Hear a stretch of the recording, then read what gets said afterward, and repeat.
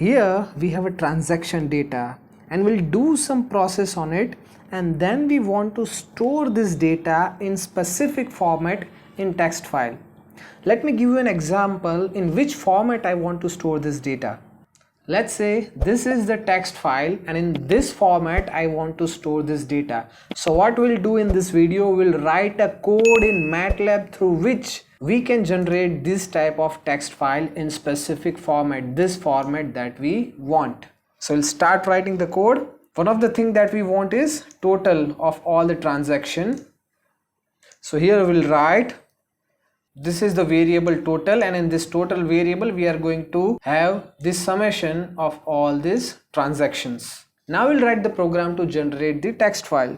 So for that we'll create a command to open a file and then we can write in it. So this is FID, it is basically a variable which has been assigned to our text file so that MATLAB can identify we are talking about which file. The main thing is this fopen. This command will open a new fresh text file. What will be the name of the text file?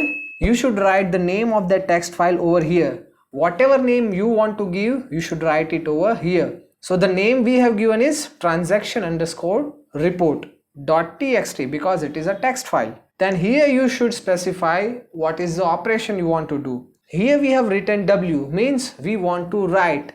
Instead of W, if you write R, that means you want to read. So you can read text file and you can write text file through this command. Now we have opened a text file and then we are going to start writing something in that text file. So let me show you the sample text file. This is our sample text file. So first thing that we want to write in this text file is transaction report, and in order to write something in text file, the command is this. Using this fprintf command you can write something into your text file.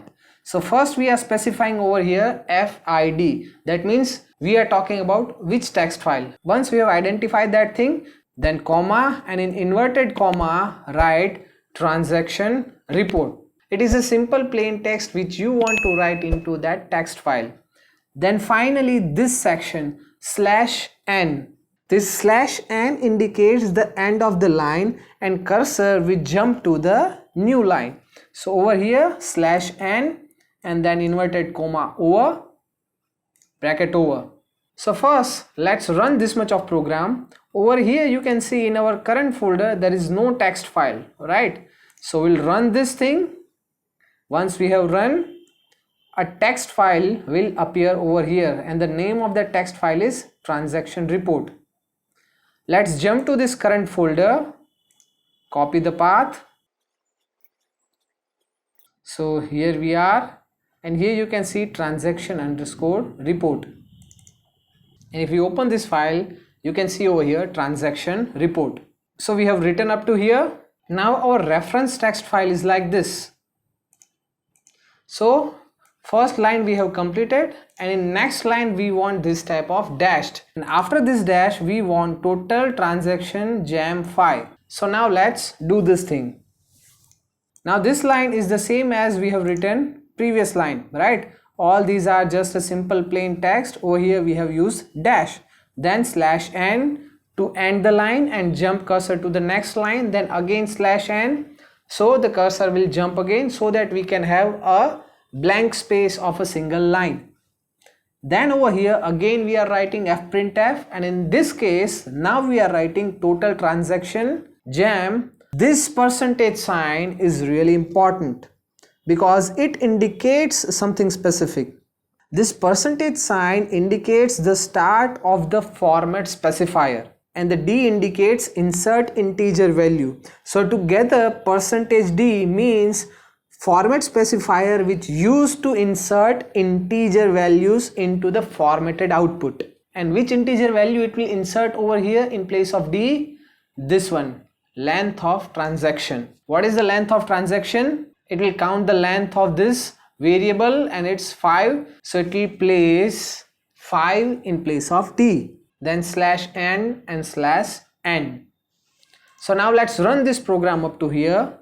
And now let's open that text file again, and you can see here total transaction is 5. Now we are going to write each of the transaction in vertical format. like this transaction detail and all this transaction separately, and then we are going to write the sum. So let's close it and implement this section. So here in this line we are just adding transaction details. It is just a simple plain text as a title, transaction details. Let me show you our desired text file side by side so that you can have a better idea of it. So this is our desired text file. So this line is added because of this line number 11. Now here we use this for loop to print all the transaction in specific format. Here this loop starts with I is equal to 1 and goes up to length of transaction, which is 5. Now in next line, line number 14, we are again printing fprintf. What we are printing? First we are talking about this file and then we are printing transaction. So this is the transaction. After this transaction we are writing %d. What this %d means? %d means this I, and I indicates what? I indicates this number which starts from 1 and goes up to 5. I1 means first transaction, I is equal to 2 means second transaction. So whatever value of this I we have, it will be placed over here as D. Then this gem, then after this $sign, it is just an symbolic representation. But after this $sign, there is a %sign, dot, 2 and F. Together this thing means something. %sign indicates the start of the specific format, whereas this dot specify the precision. So after this dot we have written 2 that specify that we want precision of 2 digits. So we want 2 digits after point, and then F specify the format as a floating point. In above case, D represented as integer number, so here F represented format as floating point. So together this creates this entire line. Once this entire line is printed, this for loop will run for I is equal to 2. For I is equal to 2, this entire line will be printed. For I is equal to 3, this entire line will be printed, and it will goes up to line 5. So after line 5, this for loop will end, and then again we are writing fprintf /n will jump the cursor to new line total. So it will print this total. Then again $%.2f represents a specific format as floating point number with precision of 2 digits after the point. And which value it will replace? It will replace the value of this total. And what is the value of this total? We are specifying over here. It is the sum of all these transactions. So now we'll close it. We have entire program. Let's run this entire program. And now we are over here. We'll just open this transaction report. So this is the file that we have created using this MATLAB code. If you want to see the same file, you can see over here. Just minimize this file and just double click this file.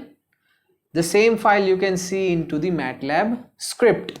So here using this fantastic command fopen, we have write the file. In next video I'll show you how to read a complex data through the text file using this fopen. So in order to learn that thing, just quickly jump to this video. For more interesting videos on MATLAB tutorials, you can refer this playlist. So see you in that video.